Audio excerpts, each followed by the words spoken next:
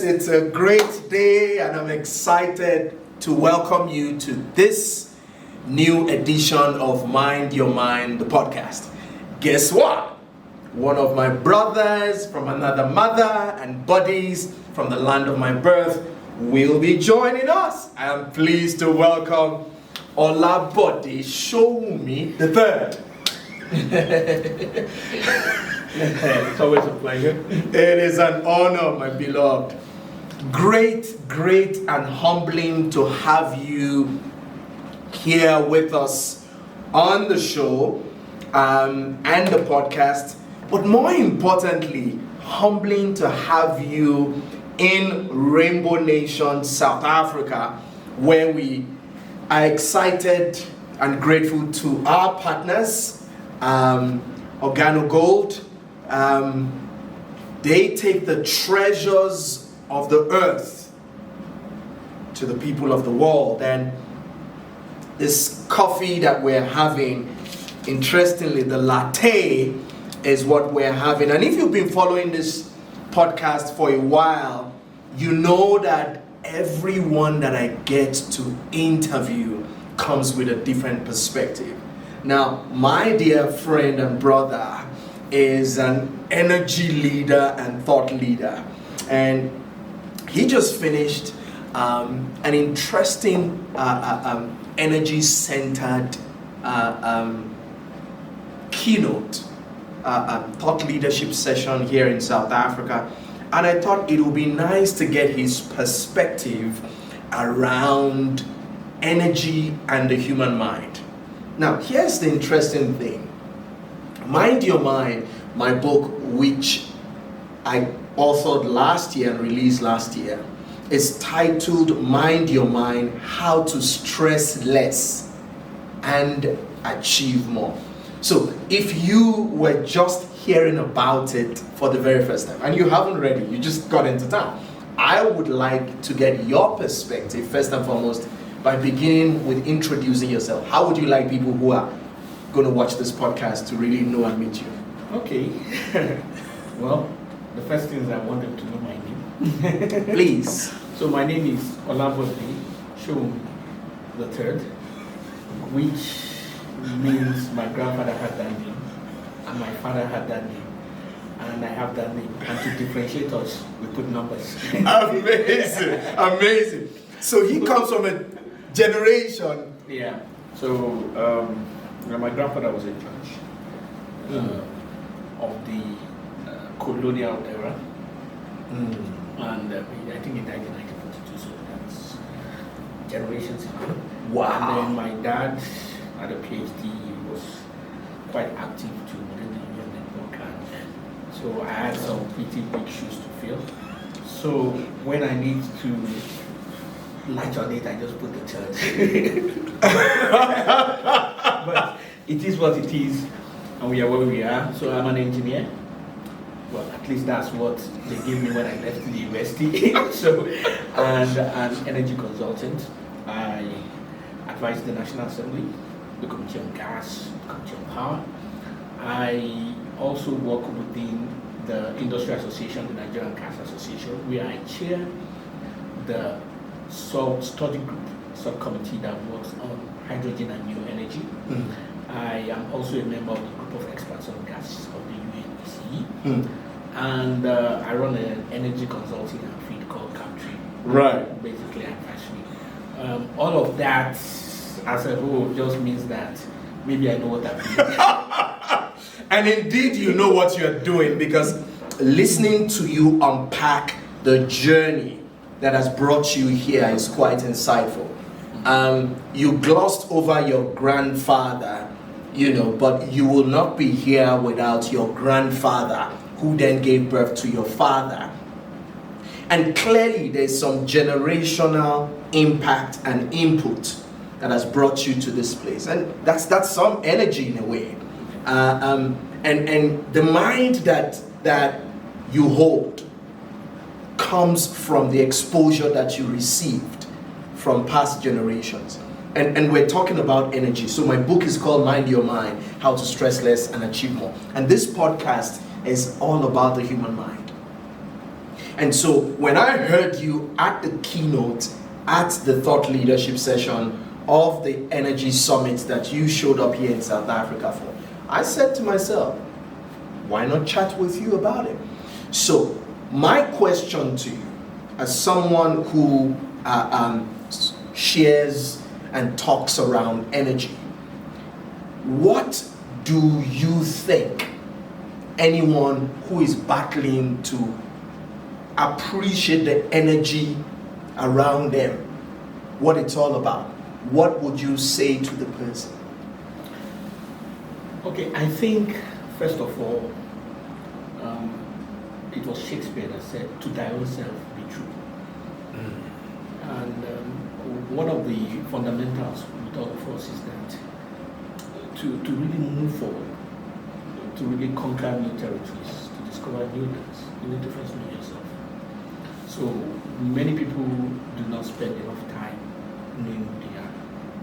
They want to conquer new lands, they want to conquer the world, which is good. It's good to have visions and ambitions. But there's a route, there's a process, there is a methodology to these things.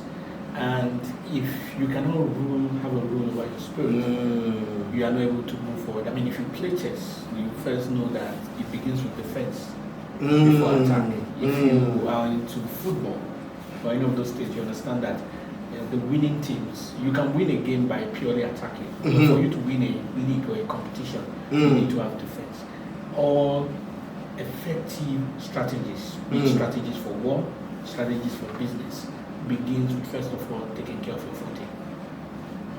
So many people have not spent enough time taking care of the footing. And then you mentioned something rightly, which we many times fail to see, is the impact of our forebears on us. I mean, in the past, it didn't really matter, but in virtually every field now, it's starting to matter. Because if you go and see the doctor now, and you complain about a certain ailment, they want to know whether your grandfather had diabetic or if your grandmother had this kind of ailment, and you'll be wondering what has that got to do with me? Grandma has been dead so many years ago. But it speaks to the fact that there are generational influences upon all of us, and those influences, whether positive or negative, because they are not always positive, whether positive or negative, need to be appreciated for what they are. The negative things, we need to break them. The positive things, we need to flow in them. And that, for me, is the first energy that every person who matters needs to face and be, needs to internalize his own positive energy about himself. I like the way you phrased it. Okay, coming from our forebears. And I also like the fact that it takes me to an actionable activity around mind your mind. Okay, now, and that actionable activity is in chapter 2. And the actionable activity is on purposefully reflect. And it says, as I mentioned, you are the only person you will spend your entire life with. Therefore, it's crucial to engage in purposeful reflection by considering where you have been, what you have accomplished, and how you have behaved. These reflections have the power to shape your tomorrow's success and hold valuable lessons from yesterday's experiences, whether they were positive or negative. So without you reading the book, it's like you already took a sneak peek into it. And I like that. But you were also saying we should, break the negative. I think it's important to embrace it first and foremost. Because if you don't embrace it, you don't know what it is. And that level of awareness then helps you to be able to find a way around it. I agree with that. But my point is, we don't have to live with the negative. To even break the negative, we have to follow the principle you mentioned, which is understanding what it is, embracing it, But after embracing it, and that's not living in denial, basically, the next thing is to move forward.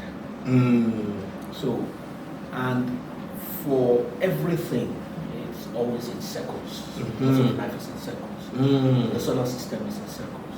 The human biology is in circles. Mating happens in circles. You know, there are systems to all of these things. There, whether it is progress in life, everybody reaches a moment in their life when they know that this is their moment. And if they miss that moment, they need to go through another cycle to get to that moment. So it is important to know the weak time and weak period of the negative energy. And in those moments, you break and move forward. So I would like to put it that without necessarily going into something exoteric. But I mean, basically, you are doing business, you are an entrepreneur, you started a business, you've invested entrepreneurial energy, it is growing, it gets to a stage where it's now going to bloom. There are certain actions and things you must do at that stage, and if you miss doing those things, you have to go through that cycle again. So we are talking about now the internal energy that we have. Yes. And that internal energy, for it to boom, you must take advantage at the right time in the cycle of life. I like what you said about take advantage in the circle of life. I mean, you're an entrepreneur. Yeah. And your work and exposure gives you the opportunity to be able to interact and interface between government and the private sector. Would you like to, unpack what you've just explained? Because to a person who doesn't have the perspective and privilege of both worlds, they possibly might not know how to approach this. Okay, so I started work in KPMG as a consultant, and I worked in ICT for a number of years. It's over 10 years. I worked with System Specs, which is a local company in Nigeria, one of the more successful indigenous firms. I worked with Ericsson, probably the most successful telecoms company since the invention of the telephone in some total. And I moved into the energy industry, so I can say that I've had a fair share of cross-border experience, valuable cross-border experience within the private sector. I think that if I were to look through my trajectory and my journey, everything came within a moment. There were pivotal moments in terms of it. Some of those moments begins with dissatisfaction on the job or excessive pressure by superiors, but they were turning points. Right. And there were actions within those turning points that led to knowledge about other opportunities. I realized the circumstances that made me to leave KPMG. I also look at the circumstances which made me to go into System Specs. The circumstances of the exit, I also remember, and the circumstances of going to Ericsson and all that. So when we have the opportunity to reflect, there is an aspect and a contribution to hard work, which is basically knowing your onions and being ready for the opportunity. Those are fundamental. So I'm taking those for granted that you have known your onions, but knowing your onions and being available for opportunity is not the same thing as walking through the door. That part of walking through the door happens to everyone. The key thing there is understanding and knowing that period of entrance. And that is not really something you can teach. It is something you perceive. It's like saying, what makes a good hunter? Is it his ability to shoot pinpoint shots, either from his bow or from his gun, or is it the ability to know the roots of the environment that they go to, or is it the ability to understand animals and all that? So you can have all of that, but the best hunters are those that work with instinct. I like that. So those are the ones, I mean, you even see it in some of our movies. Everybody's moving, they're trying to get something, and somebody says, everybody quiet. And then 2 minutes later, you just see a rhinoceros, some snakes passing by. Because there was something. So, in as much as we have prepared, we have gotten knowledge, we have the right attitude. Yes. We have, all these fundamentals. There is still that element of being, internalizing the moment. That moment must be seized. These are not things that can fully be explained in terms of logic and in terms of science, but they exist. And so one of the ways I also like to explain to some of our people is that we do not see radio waves here. But if you tune a radio transmitter, which is a radio on, you will see the number of channels. You'll be amazed how many FM channels that you can pick. Energy. The energy. So in other words, for you to pick that energy, there has to be a part of you, which is like the radio, which can pick that energy and identify the moment. You know what you're saying takes me to a quote that opens chapter 3 of Mind Your Mind, titled Flipped Switch. And it says, peace and joy happens neither in the quietness of the forest, nor out of the accomplishments of the marketplace, but only from within. So that inner intelligence is something that we need to nurture, if I hear you correctly. Yes. And in nurturing it, it then matures. And it's quite interesting. What you're talking about reminds me of an actionable activity that ends chapter 3. It's called Honor the Hero Within. And it says, remember that the true hero resides within yourself, and that you are with yourself 100% of the time. As you turn your attention inward and nurture your inner hero, you begin to embody the qualities you seek outside of yourself. Over time, your AQ, which I call awareness quotient, expands.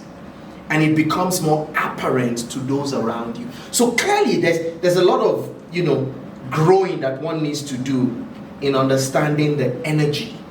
And as an energy exec and thought leader, what would you say about that? If a person does not know it or recognize it, what? Okay, so philosophers of all ages and the greatest thinkers of all ages agree to one thing, that there is more to the man than what we see. That's one thing that nobody... And defining what is more to that man is now different across the board, depending on, maybe you approach it from a point of religion, or you approach it from a point of neuroscience and all that. But the fact is that there is more to the man than what we see.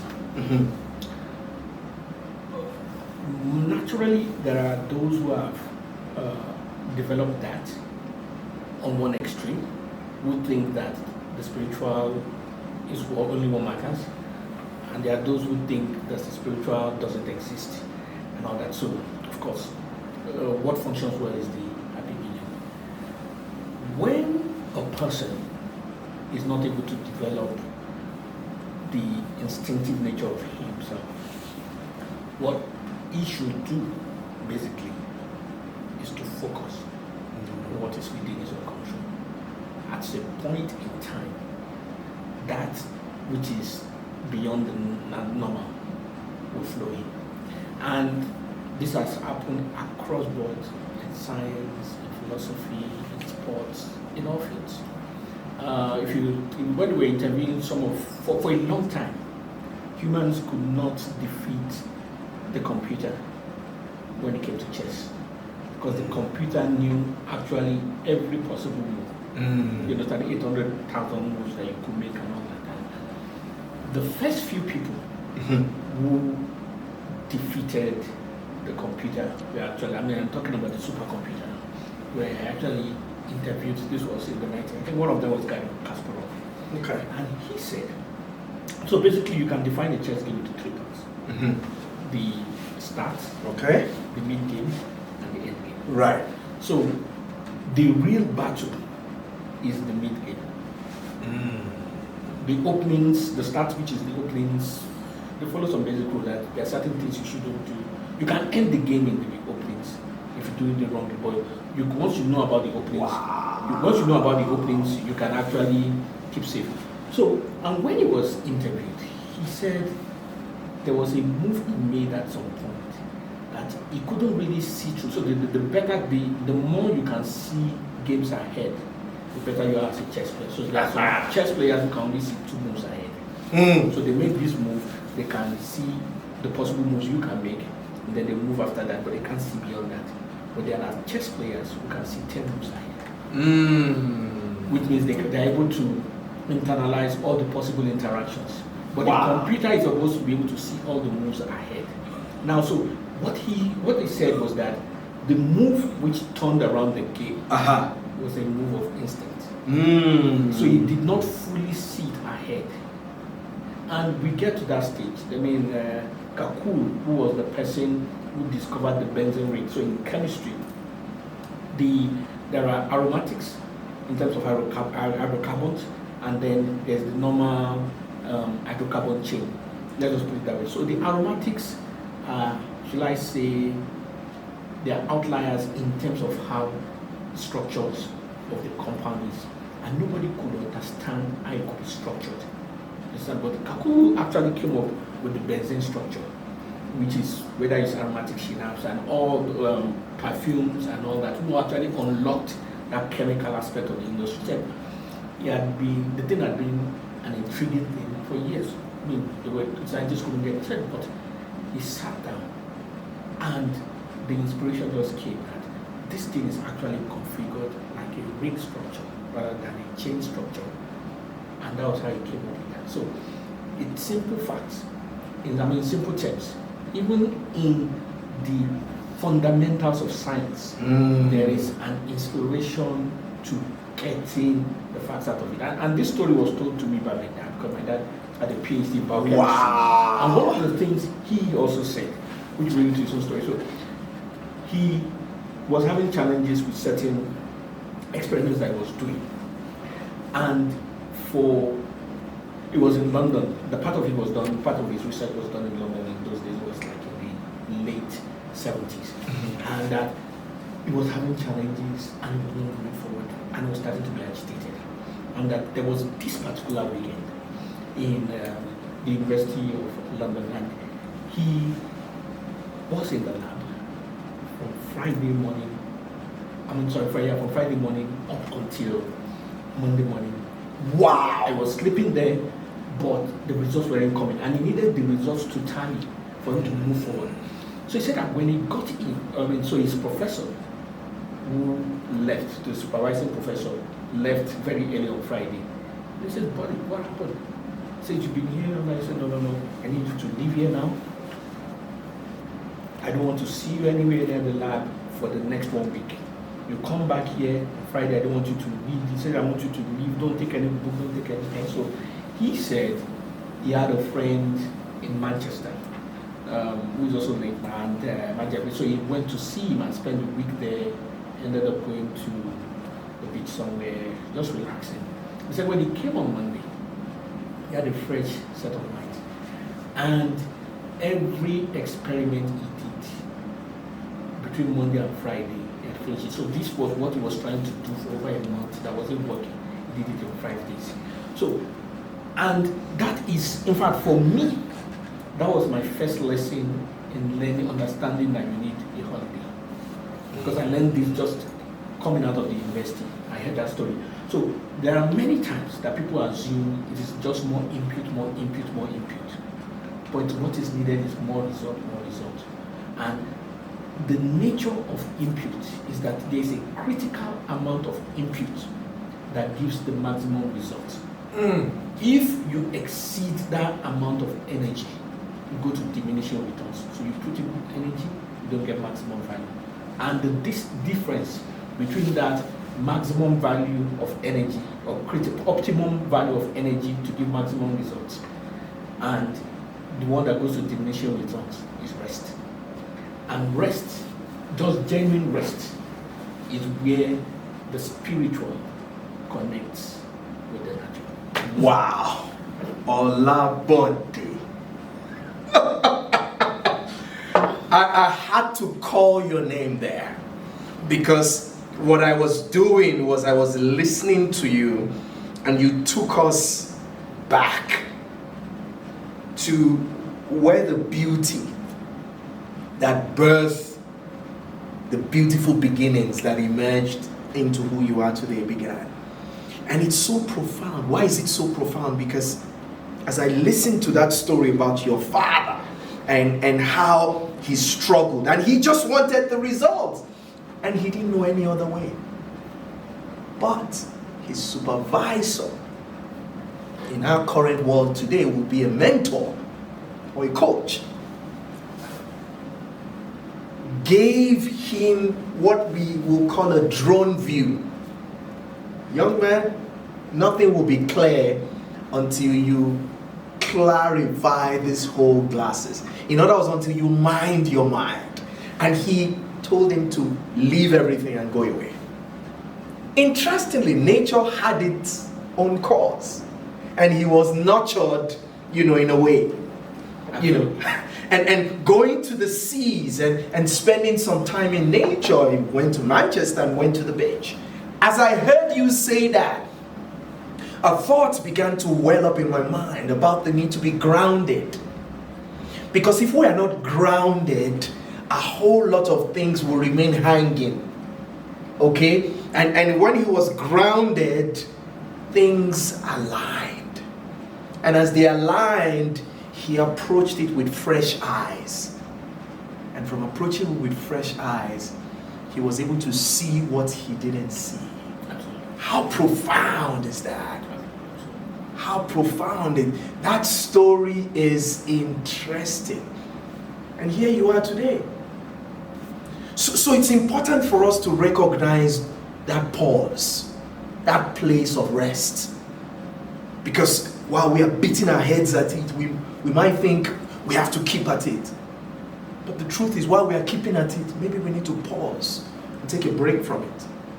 Because, I think about what you're saying, right? And I'm thinking, the same way we press the play button, we need to press the pause button. Because even if we're traveling on the highway or the byway, we will get to a robot, as we call it in South Africa, okay? We will get to the stop sign. We will get to the traffic light. And the red is to call us to relax. And the yellow is going to come through, and then the green will emerge. So, and if you don't obey those laws, you get into trouble. So just like you get into trouble physically, if you don't obey those laws in business, in taking care of your body, in relationship with people, you also get into trouble. Oh my! This is really, really amazing. So, Mr. Showumi, let's begin to wrap up. If someone who is out there and is out there, they've heard you say a lot, and I'd like to take you to a quote in chapter 4 of Mind Your Mind. It's titled Herd Immunity. And it says, if you are acting like a sheep, do not blame the shepherd. You cannot herd lions. Wake up and roar, and you are free. It reminds me of, so this is my own personal story. Yes, because would like to hear it. Yes, we all grow into things and relations. So in my university days, I was dating someone, and like all young people, you don't really know so much about relationship. Aha. And I believe